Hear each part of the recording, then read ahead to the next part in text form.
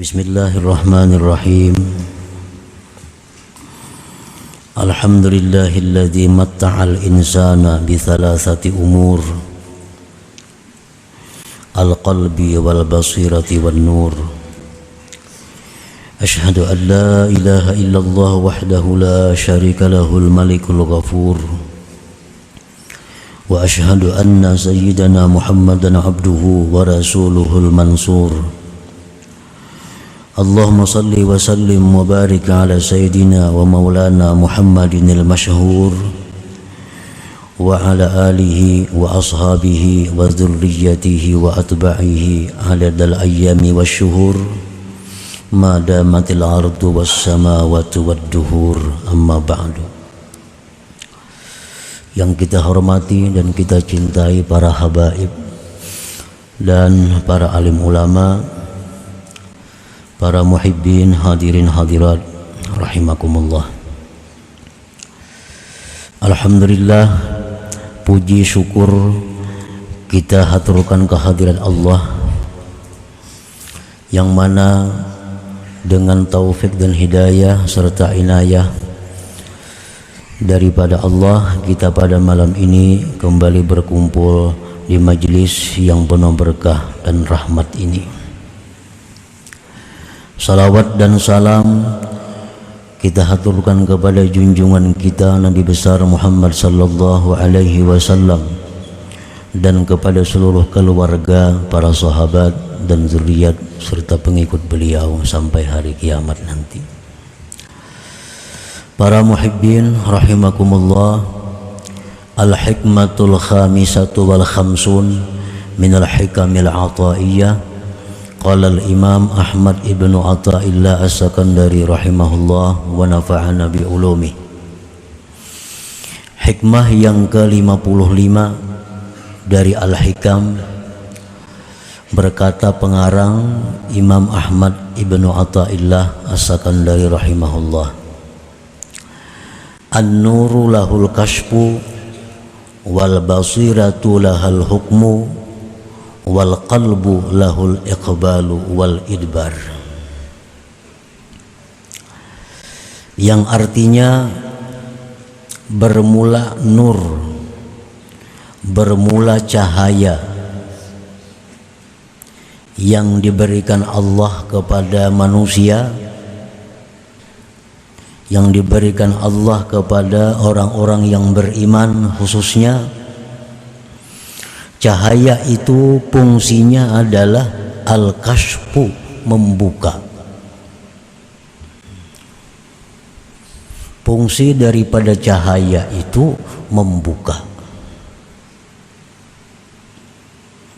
Nang dahulunya kada tahu jadi tahu, nang dahulunya kada melihat jadi melihat, nang dahulunya belum pernah mendengar jadi mendengar.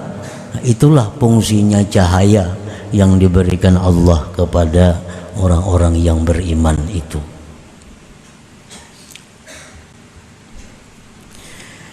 Wal basiratu lahal hukmu, dan mata hati baginya itu memutuskan. Nah, fungsi daripada mata hati yang diberikan Allah kepada kita, mata hati itu fungsinya memutuskan. Setelah kita mendengar yang ini, yang itu, kita melihat yang macam-macam, kita mengetahui berbagai hal, lalu mata hati ini yang memutuskan mana yang baik, mana yang kada, mana yang diambil, mana yang dibuang, mana yang diteruskan, mana yang disetuh. Nah, itu fungsinya mata hati kita, menghukumkan, memutuskan. Wal qalbu lahul iqbal wal idbar, sedangkan hati itu fungsinya adalah menghadap, artinya menerima apa keputusan dari mata hati tadi, atau membelakangi atau menolaknya. Nah, para muhibbin rahimakumullah, jadi di dalam diri kita Allah memberikan 3 macam perkara itu. Pertama, kita telah diberikan Allah nur, sehingga kita sudah melihat mana yang baik, mana yang buruk, sesuai dengan besarnya cahaya yang diberikan Allah kepada masing-masing orang. Kita diberikan Allah mata hati. Apabila mata hati itu masih utuh, mata hati kita masih berfungsi, dia akan bisa memutuskan mana yang baik, mana yang salah. Kemudian hati itulah yang menjadi tumpuan akhir segalanya. Tinggal hati melanjutkan apa yang diputuskan oleh mata hati atau menolak.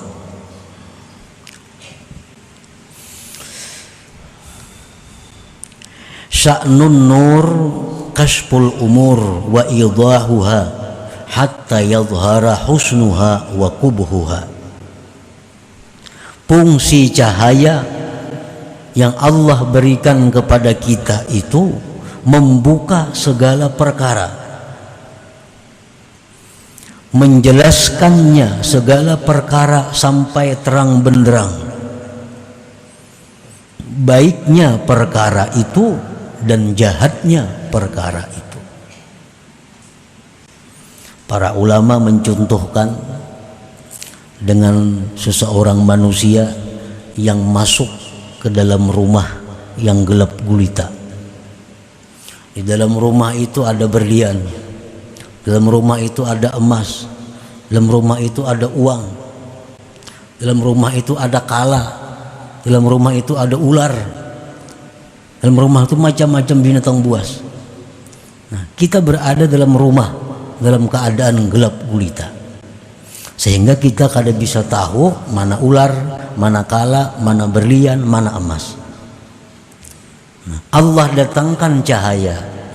Nah, dengan cahaya itu kita melihat, oh ini emas, ini ular, ini kala, ini duit, ini sebagainya. Itu fungsinya cahaya.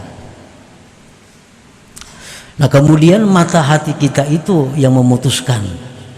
Yang baik jadi mata hati, ini emas, ini berlian, ini duit, ini macam.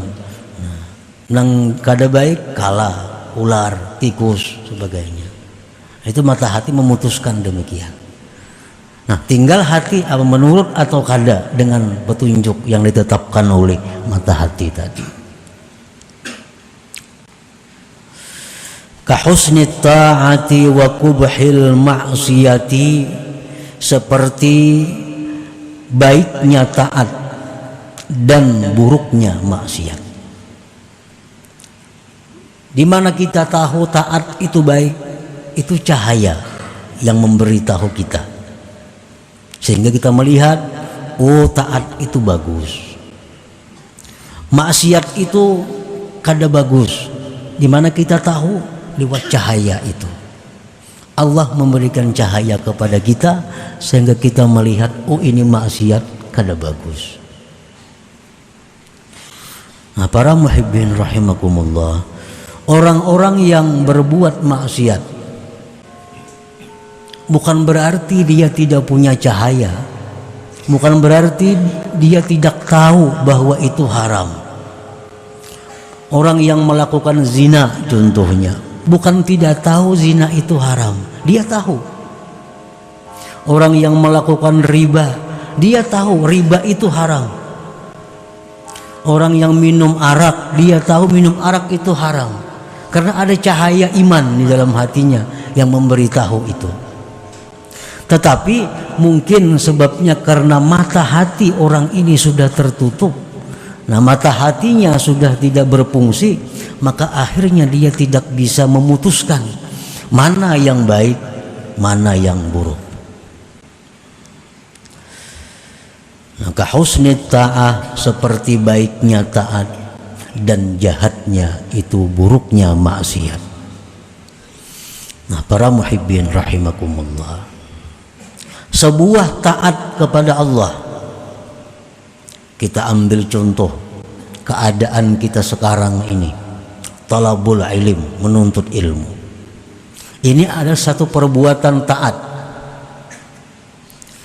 Nah, bagusnya menuntut ilmu itu bermacam-macam.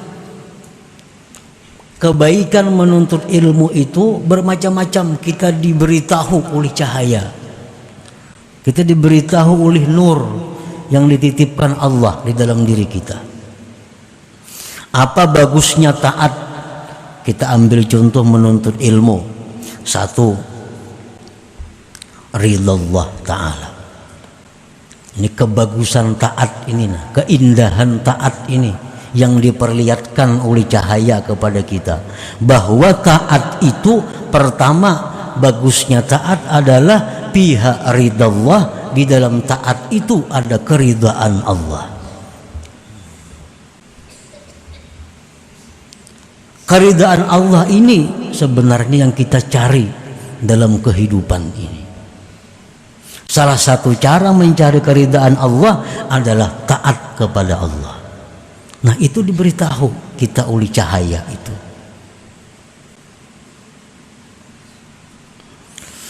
Allah berfirman di dalam Al-Quran, waridwanum minallahi akbar. Keridhaan Allah itulah yang paling besar. Akbaru ni'amillah alal abdi. Paling besar nikmat Allah atas seorang hamba itu keridhaan Allah. Kalau kita melakukan sebuah taat seperti menuntut ilmu, maka kita dapat ridwan minallah, keridhaan daripada Allah. Nah, itu salah satu bagusnya taat yang dinampakkan oleh cahaya kepada kita. Yang kedua, bagusnya taat itu pihak ridhal malaikat. Kita melakukan taat itu Allah ridha dengan kita. Itu sudah nikmat paling besar. Sampai-sampai di surga nang bidadari, permata, permadani, Allah bertanya kepada ahli surga, apa yang kalian minta lagi kepadaku, ujar Tuhan. Serentak penghuni surga ini minta ridhaka ya Allah, keridhaan engkau ya Allah. Sampai di surga kita masih minta keridhaan Allah ini. Yang kedua, ridhanya malaikat. Ridhanya malaikat. Dalam sebuah taat, kita contoh menuntut ilmu. Ini malaikat Allah yang jumlahnya kita kada bisa menghitung, seluruhnya ridha kepada kita. Dan ridhanya malaikat itu apa? Ridha malaikat itu adalah artinya istighfaruhum, memintakan ampun mereka kepada kita. Malaikat tuh kalau ridha bukan memberi duit kada. Malaikat ridha bukan memberi makanan kada. Tapi kalau malaikat itu ridha kepada kita, selalu memintakan ampun kepada Allah terhadap dosa-dosa kita.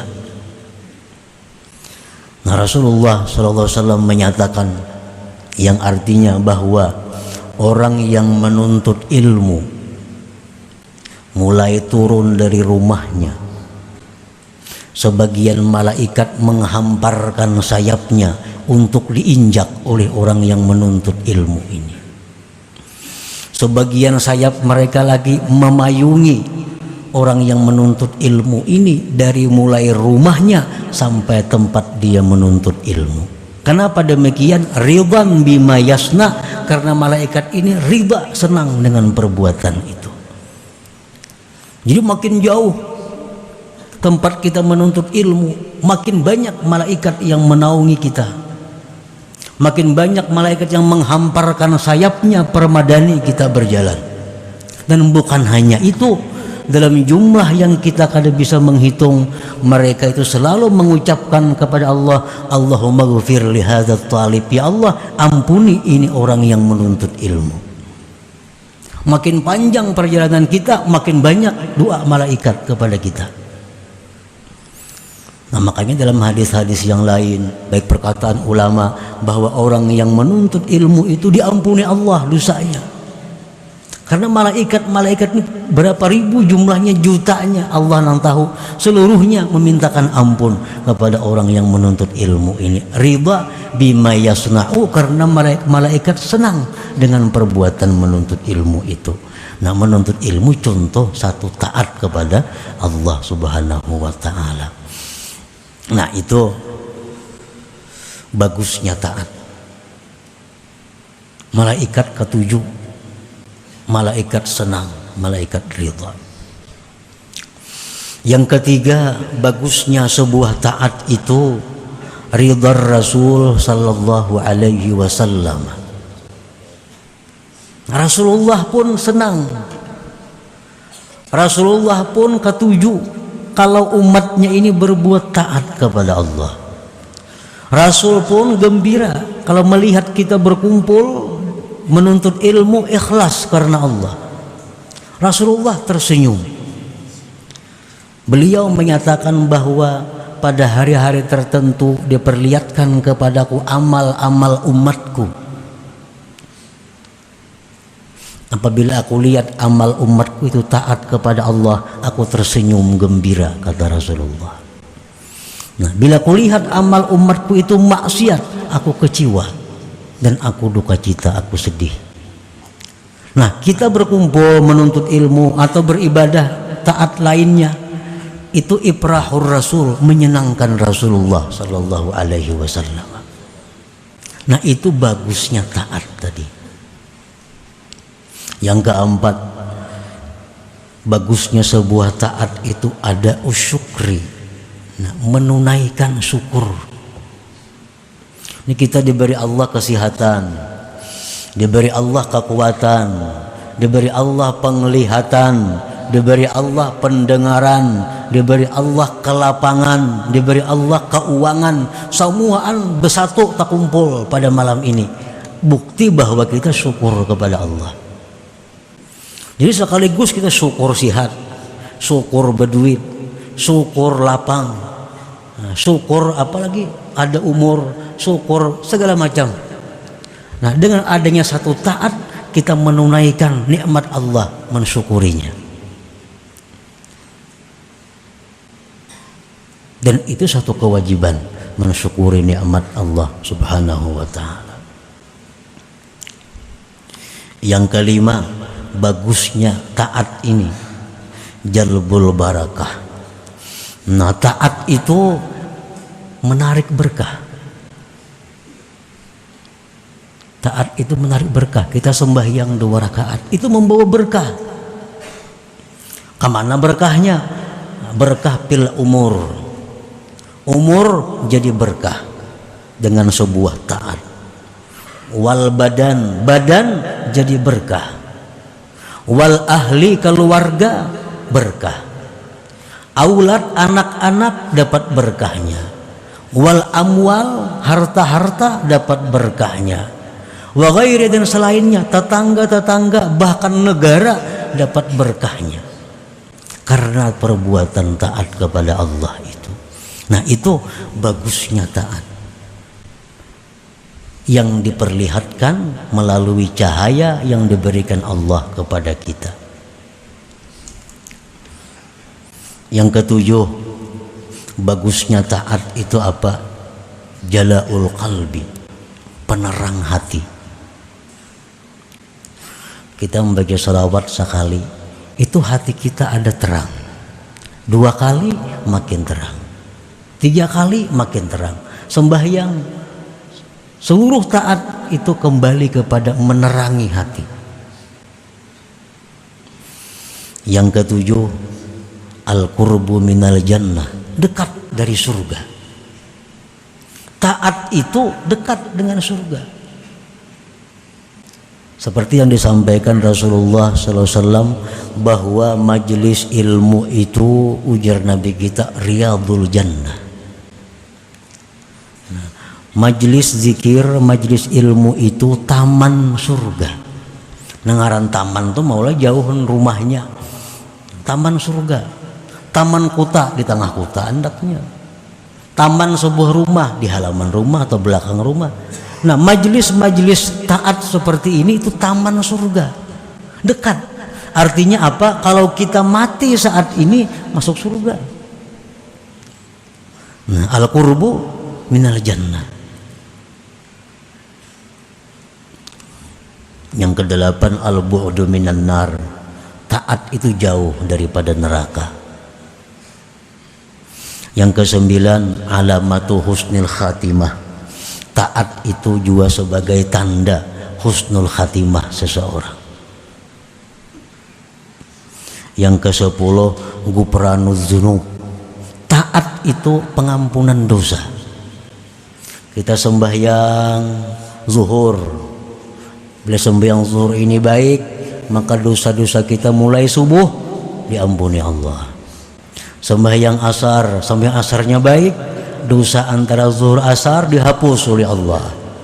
Nah, taat itu penuntut ilmu, penebus dosa. Rasulullah SAW bersabda, man intaqala liyata'allama ilman ghufira lahu qabla an yakhtuwa. Ujar Nabi, siapa yang berangkat dari rumah untuk menuntut ilmu, diampuni baginya dosa sebelum melangkahkan kakinya. Nah, belum turun pada rumah sudah diampuni Tuhan. Nah, taat itu penebus dosa, penghapus dosa. Yang ke-11, baiknya sebuah taat itu al-ihsan ilal khalqi. Nah, berbuat baik kepada makhluk. Kalau kita membaca zikir, kita diampuni Allah dosa-dosa kita. Dosa kita habis, dosa anak bini kita diampuni Allah. Dosa anak bini sudah habis, tetangga-tetangga kita diampuni Allah, berkat zikir yang kita baca itu. Nah, jadi kita taat itu bukan hanya pribadi, tetapi seluruh lingkungan yang berbuat taat itu dapat berkahnya, dapat manfaatnya. Nah, itu husnit ta'ah, bagusnya sebuah taat yang dinampakkan oleh cahaya kepada kita. Melihat dah kita, oh taat ini bagusnya ke ini, ke ini, ke ini. Tinggal mata hati menghukumkan. Nah, kalau mata hati ini normal, mata hati kita berfungsi, pasti memadahkan bagus taat itu. Nah, para muhibbin rahimakumullah. Kemudian waqubahil maksiat, jahatnya maksiat, jahatnya sebuah dosa yang diperlihatkan kepada kita. Satu, suhtullah, murka Allah. Nah, murka Allah ini lebih daripada sekedar neraka. Neraka itu sudah berat, tapi murka Allah lebih berat daripada neraka. Para aulia-aulia itu dalam munajat mereka, ya Allah, hamba setuju, hamba mau masuk neraka asal engkau ridai, dan hamba tidak mau ke surga kalau engkau benci kepada hamba. Nah, benci Allah ini sesuatu yang lebih dari sekedar siksa. Bila kita berbuat maksiat, maka otomatis kita ini adalah berada dalam kemurkaan Allah. Nah, kemurkaan Allah. Maka bila Allah itu murka, jangankan Allah yang murka lawan kita, atasan kita aja murka lawan kita. Siapa yang murka lawan kita, tentu segala-galanya bisa terjadi. Apalagi Allah yang murka. Yang kedua, sukhtul malaikah. Kita berbuat maksiat, ini malaikat-malaikat ini murka kepada kita. Terutama malaikat-malaikat hafazah, malaikat yang disuruh Allah mengawal kita nih. Kan setiap manusia itu ada malaikat hafazah, beberapa orang yang mengawal kita. Nah, kita berbuat maksiat, malaikat itu murka.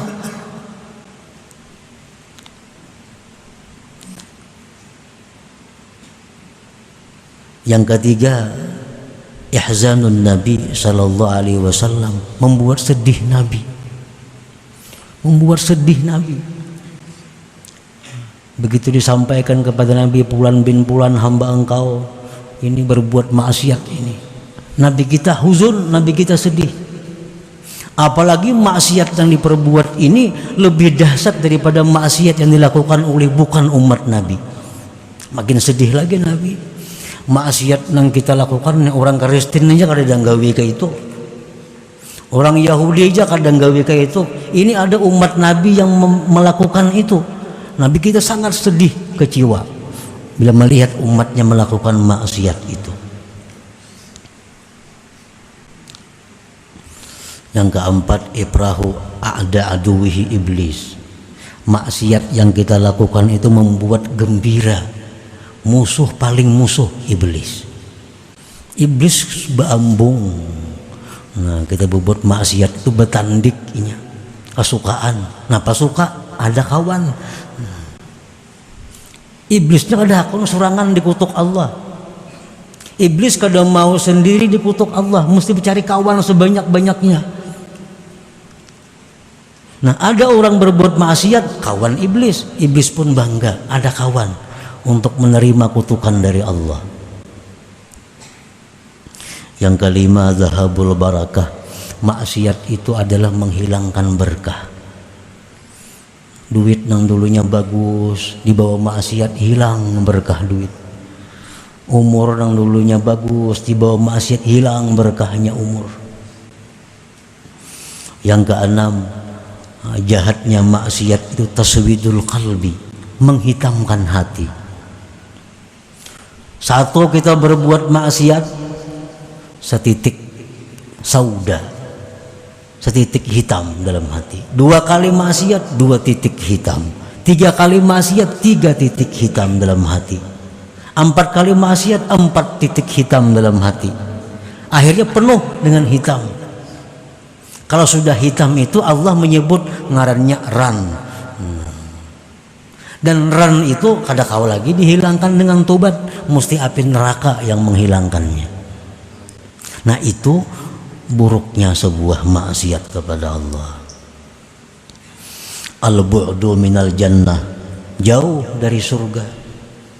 Al-qurbu minan nar, parak lawan neraka. Orang tuh minum arak mati, otomatisnya langsung ke neraka karena sudah parak lawan neraka. Orang yang berbuat zina, rahatan berzina, itu parak lawan neraka, mati masuk neraka. Yang kesembilan, buruknya maksiat alamatu su'il khatimah. Maksiat ini membawa kita kepada mati su'ul khatimah. Yang kesepuluh, kufrun ni'mah. Maksiat ini kufur nikmat. Allah memberi mata, digunakan menentang Allah. Allah memberi duit, digunakan duit untuk menguturi agama Allah. Allah memberikan kesehatan, digunakan untuk maksiat kepada, itu kufur nikmat.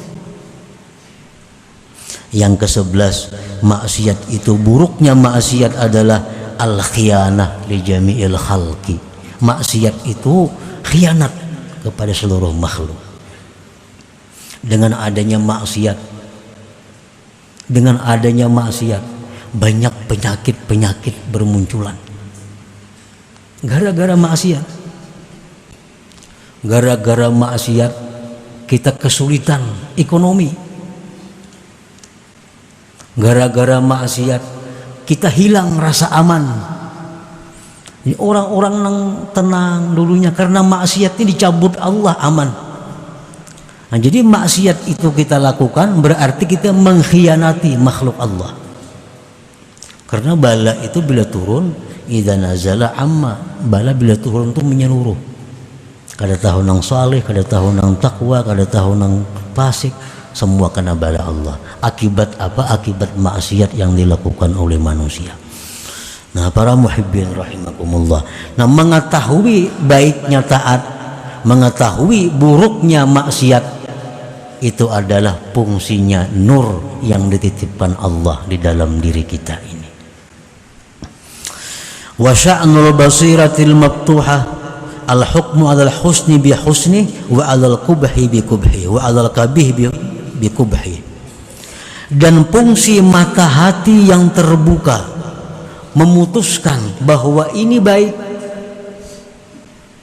dengan baiknya, dan atas yang jahat dengan jahatnya. Nah, ini taat, ini bagus, keputusan mata hati kita. Maksiat ini kada bagus, ujar mata hati kita. Itu keputusan sudah. Ini kalau mata hatinya nang maftuhah, mata hati yang terbuka. Wal qalbus salih, dan hati yang bagus, yuqbilu ala ma yasbutu husnuhu, menghadap atas sesuatu yang sabit baiknya, wa yudbiru, dan berpaling amma yasbutu qubhuhu, daripada yang sabit jahatnya. Nah, kalau hati kita ini baik, dia menerima keputusan mata hati yang terbuka tadi. Yang taat ini baik, diterima oleh mata hati. Yang maksiat ini buruk, diterima oleh hati kita. Itu fungsi hati yang baik. Nah, para muhibbin rahimakumullah, jadi apa yang disampaikan oleh Al-Hikam ini adalah merupakan isyarat daripada doa yang seringkali dibaca Rasulullah sallallahu alaihi wasallam. Allahumma arinil haqqa haqqa warzuqni ittiba'ah wa arinil batila batila warzuqni ijtinabah. Ya Allah, perlihatkan kepadaku yang benar itu benar, dan beri aku kemampuan untuk melaksanakannya. Banyak aja yang tahu yang bujur, tapi kada kau melaksanakan. Ada juga yang kada tahu itu bujur. Nah, Nabi kita minta, ya Allah, perlihatkanlah al-haqqa haqqa, yang benar itu benar, warzuqni ittiba'ah, dan berikan aku kemampuan mengikutinya, melaksanakannya. Tentu kalau sudah demikian berfungsi, cahaya berfungsi, mata hati berfungsi, hatinya berfungsi. Wa arinil batila batila, perlihatkanlah yang salah itu salah, warzuqni ijtinabah, dan berikan aku kemampuan menjauhinya, meninggalkannya. Banyak yang tahu pada ini haram, belum kawa. Tahu riba itu haram, kada kau membuangi. Banyak lagi yang tahu riba itu haram, dosanya berat pada zina, ini dikubur dibangkit kegilaan. Tahu hadis Nabi, orang riba itu dibangkit dikubur gila. Tahu ya sudah itu, cuma belum diberi Allah kekuatan untuk menjauhinya. Sampai sekarang masih riba. Nah, jadi doa Nabi itu perlu, Allahumma arinil batila batila warzuqni ijtinabah. Ya Allah, perlihatkan yang benar, yang salah itu salah, sudah melihat. Yang salah sudah tahu. Tinggal lagi warzuqni ijtinabah, berikan kemampuan menjauhinya. Nah, ini sebuting lagi, berikan kemampuan untuk menjauhi yang batil itu.